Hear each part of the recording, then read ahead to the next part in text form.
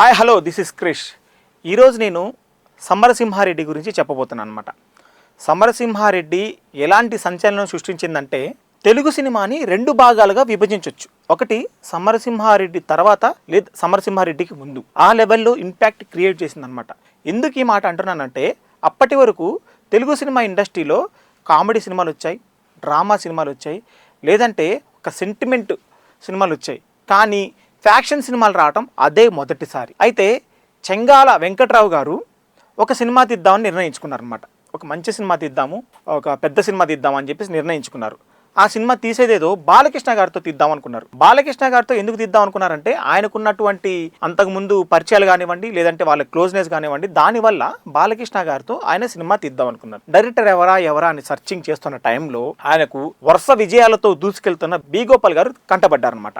అయితే చెంగాల వెంకట్రావు గారు, బి గోపాల్ గారు ఇద్దరు కలిసి ఒక కథను సిద్ధం చేయాలనుకున్నారు. ఎలాంటి కథ? తెలుగులో అంతకుముందు ఎప్పుడు రాని కథ, కొత్తగా ఉండాలి, వైవిధ్యభరితంగా ఉండాలి, మాస్ యాక్షన్ అన్నిటికీ ఫుల్ మీల్స్ అంటారు చూసారా, అలాంటి కథను మనం సిద్ధం చేసుకోవాలి అని చెప్పేసి వాళ్ళు ఇద్దరు నిర్ణయించుకొని ఒక రైటర్ కోసం చూశారనమాట. ఆ రైటర్ ఎవరో కాదు, విజేంద్ర ప్రసాద్ గారు, మన రాజమౌళి గారి ఫాదర్ గారు. అయితే ఆయన దగ్గరికి వెళ్ళి మేము ఇలా అనుకుంటున్నాము, మంచి కథ సిద్ధం చేయండి అని చెప్పేసి విజేంద్ర ప్రసాద్ గారికి చెప్తే, విజేంద్ర ప్రసాద్ గారు అయితే బాలకృష్ణ గారు అంటున్నారు, మంచి కథ అంటున్నారు, యాక్షన్ సినిమా అంటున్నారు, మనం రాయలసీమ బ్యాక్గ్రాఫ్ లో ఒక సినిమాని రెడీ చేద్దామని చెప్పేసి అనుకొని రాయలసీమ బ్యాక్గ్రాఫ్ లో ఒక సినిమాని రెడీ చేశారు. పగ, ప్రతీకారము, అలాగే కామెడీ, యాక్షన్, సెంటిమెంటు అన్నీ ఉండేలాగా చూసుకున్నారనమాట. అంతకుముందు రాయలసీమ బ్యాక్గ్రాఫ్ లో సినిమాలు వస్తున్నాయి, కానీ ఫుల్ ఫ్లెడ్జ్డ్గా ఒక హీరో యాక్ట్ చేసేంత ఫుల్ కథ అంతకుముందు రాలేదన్నమాట తెలుగు సినిమాల్లో. అంతకుముందు వచ్చిన సినిమాలలో కూడా రాయలసీమ అనే ఒక దీన్ని నార్మల్ కామెడీ కోసమో, లేదంటే జస్ట్ ఒక పార్ట్ కోసమో, లేదంటే ఒక ఫ్లాష్ బ్యాక్ కోసమో వాడుకునే వాళ్ళు, కానీ ఫుల్ ఫ్లెడ్జ్డ్గా ఫ్యాక్షన్ వాడుకోవడం ఇదే మొదటిసారి. కథ కూడా దాంట్లో బలంగా ఉండడం ఇదే మొదటిసారి సమరసింహారెడ్డిలో. అయితే కథ సిద్ధమైపోయింది, విజేంద్ర ప్రసాద్ గారు రాసేశారు, చెంగాల వెంకట్రావు గారు, బి గోపాల్ గారు నిర్ణయం చేసుకున్నారు. వీళ్ళు ముగ్గురు కలిసి బాలకృష్ణ గారి దగ్గరికి వెళ్ళారు. బాలకృష్ణ గారి దగ్గరికి వెళ్ళిన తర్వాత బాలకృష్ణ గారికి కథ నరేషన్ ఇవ్వడం స్టార్ట్ చేసిన తర్వాత బాలకృష్ణ గారు మొదటి సిట్టింగ్లోనే గ్రీన్ సిగ్నల్ ఇచ్చేశారు. ఎందుకంటే కథలో యాక్షన్, సెంటిమెంట్, డ్రామా, లవ్ ఇవన్నీ ఉన్నాయి, అలాగే పాటలు కూడా చాలా బాగుంటాయి అన్నమాట. ఇవన్నీ ఉండేసరికి బాలకృష్ణ గారు యాక్సెప్ట్ చేసేశారు. అయితే ఓకే, సెట్ అయిపోయింది, అందరు సెట్ అయిపోయింది. ఇప్పుడు హీరోయిన్స్ ఎవరని చెప్పేసి వెతుకుతున్న టైంలో సిమ్రాన్ గారు, అంజలా జువేరి గారు, అలాగే సంఘవి గారు, వీళ్ళు ముగ్గురు ఫిక్స్ అయ్యారనమాట. సంఘవి గారు ఒక క్యారెక్టర్ చేశారు, అంజలా జువేరి గారు అలాగే సిమ్రాన్ గారు వీళ్ళిద్దరు హీరోయిన్స్ గా సెట్ అయిపోయారు. సరే ఎక్కడ షూట్ చేద్దాం అని చెప్పేసి వరుసగా షూట్ చేయడం స్టార్ట్ చేశారు. అయితే ఒక విషయం మీకు మెన్షన్ చేయాలనుకుంటున్నాను. ఏ విషయం అంటే బాలకృష్ణ గారి గురించి. బాలకృష్ణ గారు చాలా పెద్ద ఫ్యామిలీ నుంచి వచ్చారు. అప్పటి వరకు అడపాదడపా ఒకటో రెండో హిట్లు ఉండేవి. అంటే మంగమ్మ గారి మనవాడు చాలా ఇండస్ట్రీ హిట్, దాని తర్వాత బాలకృష్ణ గారికి అసలు హిట్లు లేవు. అంటే ఆ లెవెల్లో, భారీ లెవెల్లో హిట్లు లేవు అనమాట. వస్తున్నాయి, బాలకృష్ణ గారి మంచి హిట్లు వస్తున్నాయి, కానీ జనాల్లో స్థిరపడిపోయేలాగా ఒక బలమైన ఇండస్ట్రీ హిట్ లేదనమాట. అప్పటికి ఈ సినిమా వచ్చేసి 1999లో రిలీజ్ అయింది, జనవరి 13న. అప్పటికి చిరంజీవి గారికి 7 ఇండస్ట్రీ హిట్లు ఉన్నాయన్నమాట, 7-6 ఇండస్ట్రీ హిట్లు ఉన్నాయన్నమాట.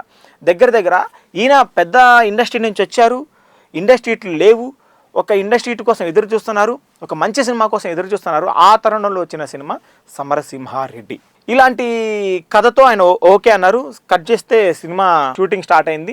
షూటింగ్లో కూడా ఎన్నో అడ్డంకులు ఎదురయ్యాయి అనమాట. ఎందుకంటే కొన్ని లొకేషన్స్లో పర్మిషన్స్ ఇచ్చేవాళ్ళు కాదు. రైల్వే గేట్ అంటూ రైల్వే స్టేషన్లో షూట్ చేయాల్సి వచ్చేది. అలా కొన్ని ఏరియాలలో పర్మిషన్ ఇచ్చేవాళ్ళు కాదు. జయప్రకాష్ గారు కూడా దీనికి ఒక మూల స్తంభం అని చెప్పుకోవచ్చు. ఎందుకంటే అప్పటి వరకు జయప్రకాష్ గారు అంటే ఒక క్యారెక్టర్లు చేసుకునే వాళ్ళు అని చెప్పేసి అనుకునే వాళ్ళం, కానీ జయప్రకాష్ రెడ్డి గారు ఈ సినిమా తర్వాత పెద్ద విలన్గా పాపులర్ అయిపోయారు అనమాట. ఆ లెవెల్లో ఆయన యాక్టింగ్ ఉంటుంది, దాంట్లో కూడా చాలా బాగుంటుంది. ఒకసారి చూడకపోతే ఆయన కోసమే పర్టికులర్గా సినిమా పెట్టుకొని చూడండి, సమరసింహారెడ్డి. షూటింగ్ విషయంలో కూడా చాలా అడ్డంకులు వచ్చేసాయి. సినిమా ఎట్టకేలకు పూర్తి చేశారు. పూర్తి చేసిన తర్వాత ఎప్పుడు రిలీజ్ చేద్దాం అనేది సంక్లిష్టత ఏర్పడింది అనమాట ముగ్గురులో.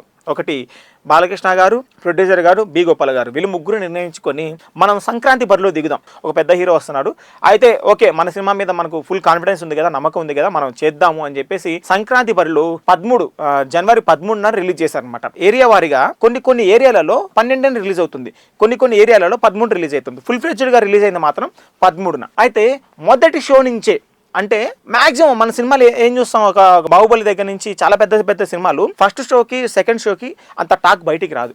నెగిటివ్ టాక్ వస్తుంది లేదా మిక్స్డ్ టాక్ వస్తుంది అనమాట. కానీ సమరసింహారెడ్డికి ఫస్ట్ షో నుంచే బ్లాక్ బాస్టర్ హిట్ టాక్ తో బయటకు వచ్చింది సమరసింహారెడ్డి.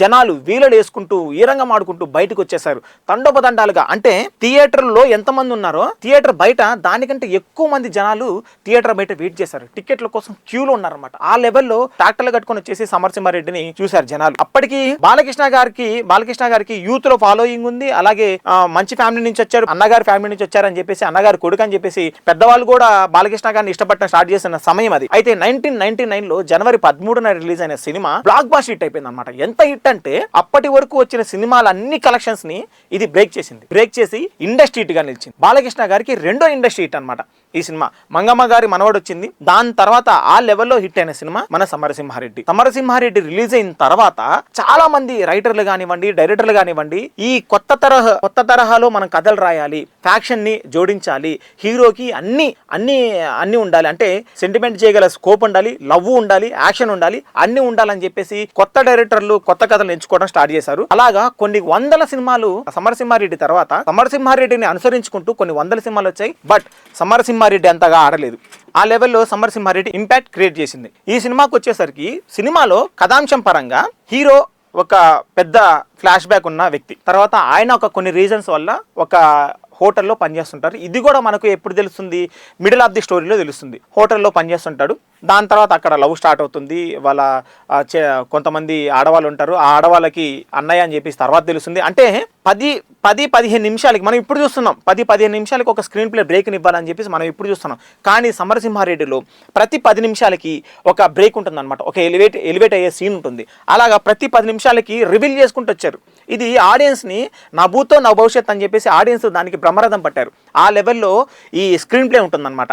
విజేంద్ర ప్రసాద్ గారు ఎలాగైతే దాన్ని కథని సిద్ధం చేశారో, బి గోపాల్ గారు దానికంటే ఎక్కువగా జనాలకి కళ్ళకు కట్టేలాగా చూపించారనమాట. ఎందుకు బి గోపాల్ గారిని ఎంచుకున్నారంటే, బి గోపాల్ గారికి తెలుసు ఎక్కడ విజిల్ మూమెంట్ ఉంటుంది, ఎక్కడ ఏ సీన్ పండుతుంది, ఎక్కడ జనాలు చప్పట్లు కొడతారు, ఎక్కడ జనాలు వీరాభిమానం పొందుతారని చెప్పేసి మన బి గోపాల్ గారికి తెలుసు. ఆయన ఎంట్రీ బాగా రాసుకున్నారు, ఇంటర్వెల్ బాగా రాసుకున్నారు, క్లైమాక్స్ బాగా రాసుకున్నారు. ఈ మూడిటికే మాత్రమే జనాలు బ్రహ్మరథం పట్టారన్నమాట సమరసింహారెడ్డిలో. ఎంట్రీ చూసుకున్నా కానివ్వండి, ఇంటర్వెల్ చూసుకున్నా కానివ్వండి, అయితే క్లైమాక్స్ చూసుకున్నా కానివ్వండి, ఈ మూడింటికి బ్రహ్మరథం పట్టారు. దీంట్లో మనం మరీ ముఖ్యంగా మనం మాట్లాడుకోవాల్సింది బాలకృష్ణ గారి గురించి. ఎందుకు బాలకృష్ణ గారి గురించి అంటే, అంతకుముందు వచ్చిన బాలకృష్ణ గారి సినిమాలు ఒక ఎత్తు అయితే సమరసింహారెడ్డి ఒక ఎత్తు. ఎందుకంటే ఆయన బాడీ లాంగ్వేజ్ మారింది, డైలాగ్ డెలివరీ మారింది. అయితే కెమెరా లెన్స్ వైపు చూస్తూ డైలాగ్ చెప్పడంలో ఆయనే సాటి అని చెప్పేసి ఆయన నిరూపించుకున్నారు. ఆ లెవెల్లో ఆయన యాక్టింగ్ చేశారు. కాబట్టి ఇప్పటికీ 25 సంవత్సరాలు అవుతున్నా కానీ మనం సమరసింహారెడ్డి గురించి మాట్లాడుకుంటున్నాం. దీంట్లో మరీ ముఖ్యంగా స్పెషల్ నోట్ ఏంటంటే మ్యూజిక్ అనమాట. మణిశర్మ గారు ఒక వీర లెవెల్లో వాయించేశారు. దాని బ్యాక్గ్రౌండ్ మ్యూజిక్ మనం ఇప్పుడు కూడా మనం వాడుకుంటుంటున్నాం. కొంతమంది మ్యూజిక్ డైరెక్టర్లు దాన్ని రీక్రియేట్ చేసే పనిలో పెట్టుకున్నారనమాట. సమరసింహారెడ్డి ఆ లెవెల్లో ఇటు చూసారు కదండి. సమరసింహారెడ్డి గురించి మీరు ఇప్పుడు తెలుసుకున్నారు. మళ్ళీ వచ్చే ఎపిసోడ్లో మరింకో మంచి మూవీతో, గ్రేట్ మూవీతో మీ ముందుకు వస్తాను. అంతవరకు చూస్తూనే ఉండండి our channel. This is Chris signing off.